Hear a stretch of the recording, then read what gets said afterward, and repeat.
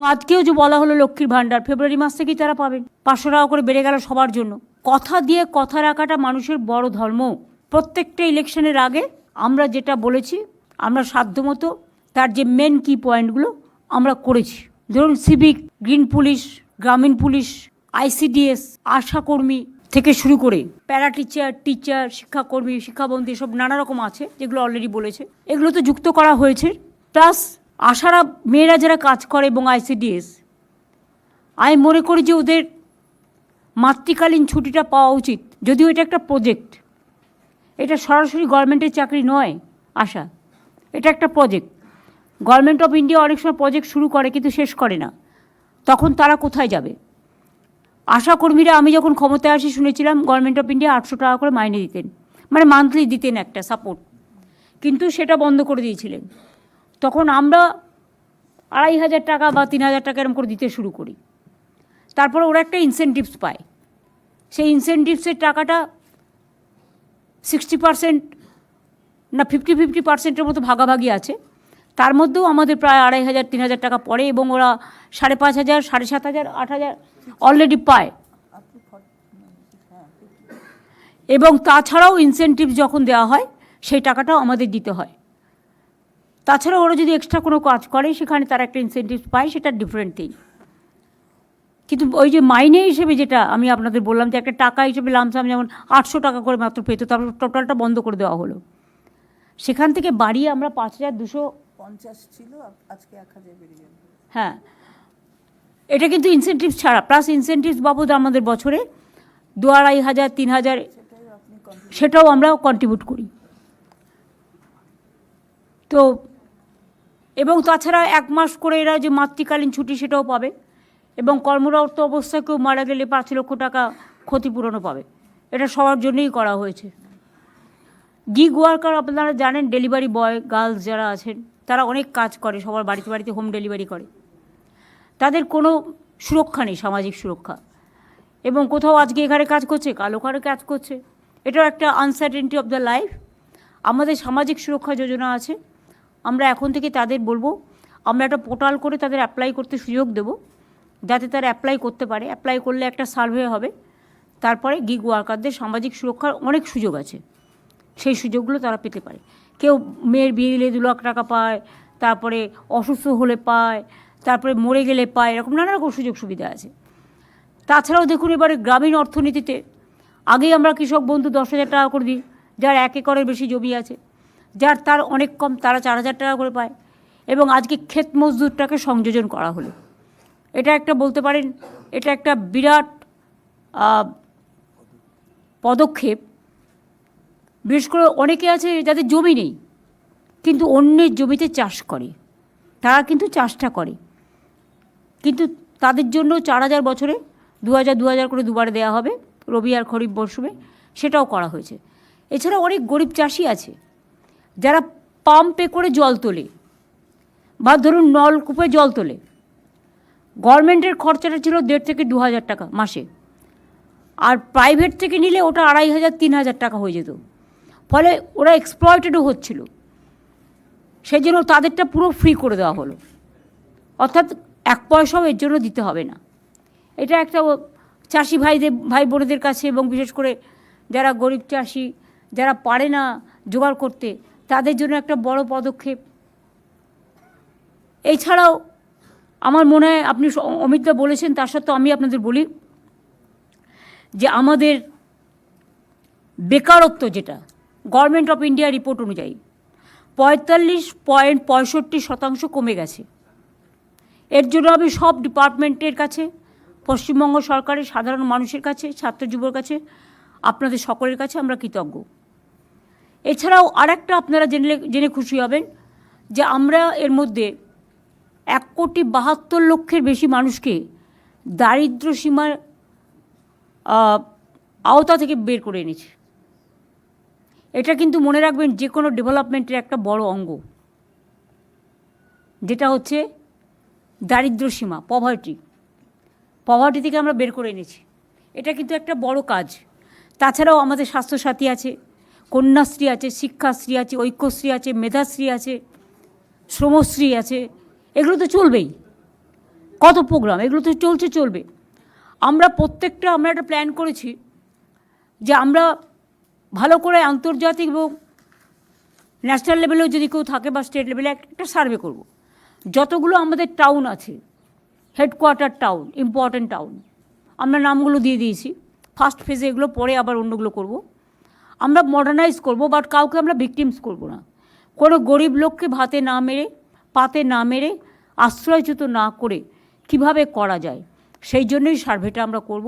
Survey complete হলে আমরা কাজটা করব। ঘাটাল মাস্টার প্ল্যান আমরা বলেছিলাম, আমরা অলরেডি টাকা দিয়ে কাজ শুরু করে দিয়েছি। 300 কোটি টাকা অলরেডি দিয়ে দেওয়া হয়ে গেছে। গঙ্গাসাগর আপনারা জানেন 1,500 কোটি টাকা খরচ হবে, তার টাকা অলরেডি L&T তার টেন্ডারও পেয়ে গেছে। এছাড়াও অনেক তীর্থস্থান তৈরি হচ্ছে, অনেক ধর্মীয় স্থান তৈরি হচ্ছে, অনেক বেরিয়াল গ্রাউন্ড তৈরি হয়েছে, অনেক মাঝের থান তৈরি হয়েছে, অনেক জাহের থান তৈরি হয়েছে। একেবারে কুচবিহারের চিলা রায়ের মূর্তি থেকে শুরু করে, পঞ্চানন বর্মা থেকে শুরু করে, প্রমথনাথ ঠাকুর থেকে শুরু করে, মতুয়াবাড়ি থেকে শুরু করে, কামতাপুরি থেকে শুরু করে, রাজবংশী থেকে শুরু করে, সাদ্রি থেকে শুরু করে, কুরুক থেকে শুরু করে, কুরমালি থেকে শুরু করে, অলচিকি থেকে শুরু করে, একেবারে হিন্দি থেকে শুরু করে, উর্দু থেকে শুরু করে, বেঙ্গলি থেকে শুরু করে কোনো জায়গাটাই আনটাচ নেই। আমাদের সরকার এর মধ্যেই 26টা চা বাগানও খুলেছে এবং চায়ের মজদুরেদেরও বাড়ানো হয়েছে এবং প্রায় 7 লক্ষর মতো লোক পাট্টা পেয়েছে এবং আরও আগামী দিন হয়তো পাবে। তারপরে প্রায় 1 কোটির মতো বাড়ি আমরা তৈরি করে দিয়েছি। এই তো মাত্র 2 মাসের মধ্যে আপনারা দেখলেন, 6 মাসের মধ্যে আপনারা দেখলেন 12 লক্ষ এবং 20 লাখ 32 লক্ষ ছাড়া হলো। এরপরেও যদি কিছু বাকি থাকে সেটাও আমরা করে দেবো নেক্সট ফেজে। তারপরে হচ্ছে রাস্তা, আমরা প্রায় 2,20,000 কিলোমিটার রাস্তা আমরা নতুন করে তৈরি করেছি। জল, আমরা আসার আগে মাত্র 2 লক্ষ বাড়িতে পানীয় জলের ব্যবস্থা ছিল। আমাদের সময় এটা শহর, আর যদি কলকাতা এবং গ্রামীণ মিলিয়ে করেন তাহলে এটা 1,87 লক্ষ সামথিং হয়ে গেছে। বাদবাকিটাও টাকা বন্ধ করে দিয়েছে সেন্ট্রাল গভর্নমেন্টে, যদিও বলে ওরা 40% দেয়, কিন্তু মনে রাখবেন পিএইচই জমি আমাদের বিনা পয়সায় দিতে হয়, আমাদের টাকাও দিতে হয় 60% সম্ভবত। তাছাড়াও আমাদের পাইপ বসানোর জন্য যত কাজ, যত নিয়ে যাওয়া সব আমাদের করতে হয় এবং মেনটেনেন্সও আমাদের করতে হয়। আলটিমেটলি টাকাটা দাঁড়ায় 90-10, কিন্তু সেটাও তারা দিচ্ছে না, বন্ধ করে দিয়েছে। ফলে কাজ কিছুটা আটকে আছে, ওটা আমরা আস্তে আস্তে ফেজ বাই ফেজ করব। এগুলো আমার মনে হয় আমাদের ছিল 94টা প্রকল্প, আজকে আরও 5-6টা ডিক্লেয়ার হয়ে গেল। সুতরাং আমার মনে হয় সেঞ্চুরি হয়ে গেল, মানে সামাজিক সুরক্ষার। সুতরাং আমি খুশি যে 100 দিনের কাজও আপনারা জানেন, যেটা আমরা কর্মশ্রী আমাদের মহাত্মা গান্ধীজির যে নারেগা প্রোগ্রাম, মহাত্মাজির নামই তুলে দেওয়া হয়েছিল, সেখানে আমরা শুরু করেছিলাম কর্মশ্রী। যেদিন থেকে গান্ধীজির নাম তুলে দেওয়া হয়েছে, আমরা তাকে স্মরণ করবার জন্য, তাকে শ্রদ্ধার্ঘ নিবেদন করবার জন্য আমরা মহাত্মাশ্রী করেছি। সেটা আগে 75 দিন ছিল, এবার বাজেটে সেটা 100 দিনের হয়ে গেল এবং সেজন্য বাজেট প্রভিশন রাখা হয়েছে। শ্রমশ্রী পোর্টালেও আমাদের প্রায় 31 লক্ষ লোক দেশে ফিরে আসার পর 5,000 টাকা করে মাসে, যতদিন তারা স্বাবলম্বী না হচ্ছে, এবং আমাদের এই মহাত্মাশ্রী প্রোগ্রামে আমরা তাদের কাজে লাগাচ্ছি। সুতরাং এমন কোনো জায়গা নেই, ছোটো ছোটো স্কুলের বাচ্চারা এখানে ব্যাগ পায়, বই পায়, বিনা পয়সায় স্কুল ড্রেসও পায়, মিড ডে মিল থেকে শুরু করে একেবারে স্কলারশিপ, সব কমিউনিটি, সব কাস্ট, সব ক্রিড সবার আছে। ইভেন কন্যাশ্রী যেমন এখন স্কুল, কলেজ, ইউনিভার্সিটি, ঐক্যশ্রীও সেমনি আছে।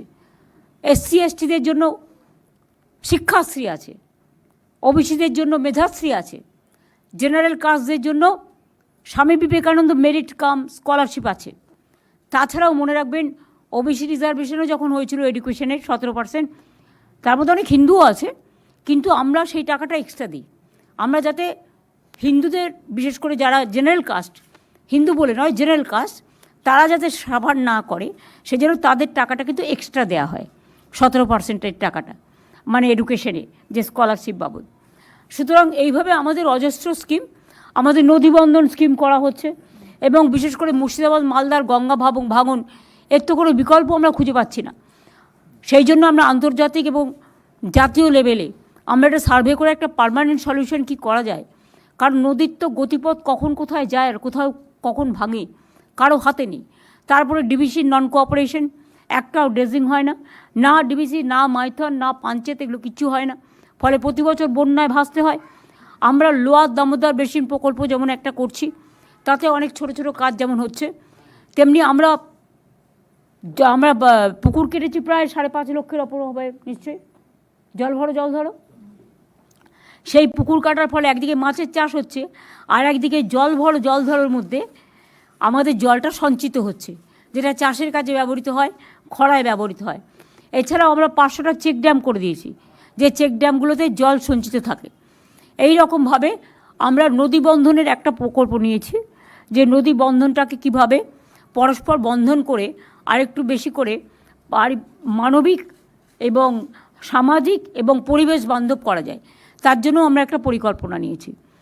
এই টাইপের যেমন মুর্শিদাবাদ, মালদার গঙ্গা ভাঙন আমি আপনাদের বললাম, যে আমরা দেখব যে এই ধরনের মানুষকে পাওয়া যায় কিনা, যাতে তারা একটা পার্মানেন্ট সলিউশন খুঁজে পায়। ঘাটাল মাস্টার প্রকল্প হয়ে গেলে মনে রাখবেন যে অনেকটা বন্যার পরিধি কমে যাবে। কিন্তু যে তোরে জল ছাড়ে, কারণ ডিবিসিতে আমি শুনেছি ওখানে কয়েক লক্ষ কিউসেক টন জল থাকতে পারে, কিন্তু এখন প্রায় 20 বছর কোনো ড্রেজিং না করার ফলে ওটা পুরো পলি জমে গেছে। ফলে টোটালটাই জলটা আমাদের এখানে চলে আসে। আর যখন জল আমাদের কম থাকে, আমরা যদি চাই তখন দেয় না, আর যখন বর্ষায় আমরা ভাসি তখন ওরা আমাদের আরও ভাসিয়ে দেয়। ফরাক্কাতেও দেখুন, যখন চুক্তি হয়েছিল, মানে গঙ্গা ওয়াটার চুক্তি, তখন ফরাক্কায় ঠিক হয়েছিল 700 কোটি টাকা রাজ্যকে দেবে ফর দ্য ডেভেলপমেন্ট, কিন্তু সেই টাকার 1 পয়সাও দেওয়া হয়নি। এইভাবেই কেন্দ্রীয় সরকার আমাদের বর্ডার এরিয়া ডেভেলপমেন্ট প্রোগ্রাম থেকে শুরু করে যে টাকা আমরা পেতাম সবটাই বন্ধ করে দিয়েছে। আমরা যেন ওই আগে আমরা গল্প পড়তাম না, কি যেন সৎমা আর সুয়োরানি, ওদের সব হচ্ছে সুয়োরানি, আমরা হচ্ছে দুয়োরানি। বাংলা মানে হামলা, বাংলা মানে ঝুমলা, বাংলা মানে ভোট কাটো, নাগরিকের অধিকার কাটো, সবাইকে বাংলাদেশি বলে দাও। বাংলা ভাষায় কথা বললে বিহারে গেলেও সব বাংলাদেশি। স্বাধীনতার জন্য লড়াই করে, জীবন দিয়ে, নবজাগরণ করে যে কোনো রাজ্যে যাচ্ছে তাকে বাংলাদেশি তকমা দিয়ে পেটানো হচ্ছে। এমনকি প্রেগনেন্ট মহিলাকে পর্যন্ত বাংলাদেশে ওপারে পাঠিয়ে দিয়েছিল বিএসএফকে দিয়ে। এই অত্যাচার তো চলছে, পুরো সন্ত্রাস যেদিন থেকে ক্ষমতা এসছে। আমার সারা জীবন স্ট্রাগলের মধ্যে কেটেছে। যতদিন সিপিএম ছিল মার খেতে খেতে এগিয়েছি, জীবন মৃত্যু পায়ের ভিত্ত করে এগিয়েছি। আর যেদিন থেকে এই বিজেপি সরকার এসছে, সকাল থেকে রাত পর্যন্ত যেন মনে হয় আমরা এখানে অপোজিশনে আছি আর ওরা রুলিংয়ে আছে। আপনারা দেখছেন মাননীয় রাজ্যপাল আসছেন, সাথে কত সিকিউরিটি, আমায় ঢুকতে দিচ্ছে না, তারা ঢুকে যাচ্ছে। ইভেন একটা পার্লামেন্ট অ্যাসেম্বলিতে সিস্টেম আছে, এটা ওনার দোষ নয়, আসলে ওরা জানে না। আরে নিয়ম হচ্ছে গভর্নর, স্পিকার সাহেব যান, গভর্নর যান, পেছনে চিফ মিনিস্টার। আমি আর কিছু বললাম না, ছেড়ে দিলাম, কী আর হবে। আমি বললাম ভাই ডরো মত, ইধার মে কুছ নেই হোগা, কই নেই। তো যাই হোক, ওরা সিকিউরিটি নিয়েছে, সিকিউরিটি নিয়ে আমি কোনো কথা বলবো না, কারণ security, I cannot compromise with the security. কিন্তু ওদের এক একটা নেতার পেছনে কটা করে গাড়ি এবং কটা করে পুলিশের অফিসার। তাহলে বলুন, এরা যদি গার্ড দিত তাহলে তো অনেকটা আমার বর্ডার সুরক্ষিত হতো। আজকে কাশ্মীরের ঘটনার জন্য কি আমি দায়ী? আজকে দিল্লিতে যে বিস্ফোরণ হলো আমরা দায়ী? পয়েলগাঁও ঘটনার জন্য আমরা দায়ী? পার্লামেন্ট অ্যাটাকের জন্য আমরা দায়ী? গোয়ায় আগুনে পড়ে মৃত্যু হয়নি? হ্যাঁ, মৃত্যু আমরা কেউ সমর্থন করি না। সেদিনটা 26শে জানুয়ারি ছিল, সেদিন সকালের ঘটনা।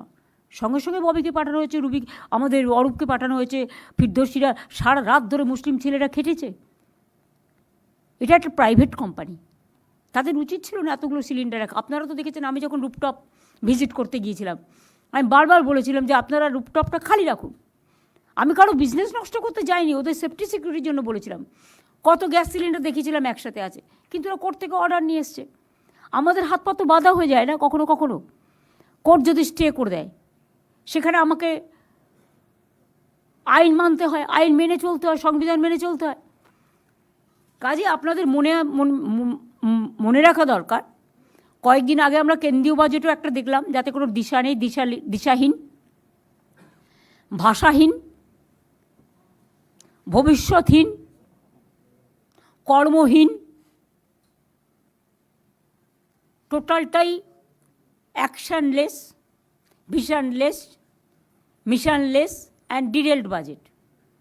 কিন্তু অ্যাটলিস্ট আমরা গর্ব করে কিছু বলবো না, কোনো কাজেরই গর্ব করতে নেই, এবং কোনোটাই আমি একা করি না, সবাই মিলে করে।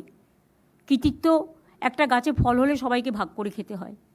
আমরা সবাই মিলে আমাদের ক্ষুদ্র প্রচেষ্টার মধ্যে আমরা এই ক্ষুদ্রটা অংশটা করতে পেরেছি, এত কেন্দ্রীয় বঞ্চনা সত্ত্বেও, লাঞ্ছনা সত্ত্বেও। আমি আশা করি মানুষ আমাদের উপর ভরসা রাখবেন। আবার যদি কখনো সুযোগ হয় আবার ভাগ করে দেব। আমাদের সবটাই তো মানুষকে কেন্দ্র করে, তারা ভালো থাকলে তবে আমরা ভালো থাকি। অনেক সংকট সত্ত্বেও, বিজেপির এত বঞ্চনা সত্ত্বেও, প্রত্যেকটা এজেন্সির লাঞ্ছনা সত্ত্বেও আমরা তো লড়ে যাচ্ছি, লড়াই করে যাচ্ছি, কারণ মানুষের ভরসা আছে বলে। আমার এইটুকুই বলার ছিল। এরপরে আপনারা কিছু জিজ্ঞেস করলে আমি নিশ্চয়ই উত্তর দেবো, এর জন্য আমার টেলিপ্রম্পটার দরকার নেই।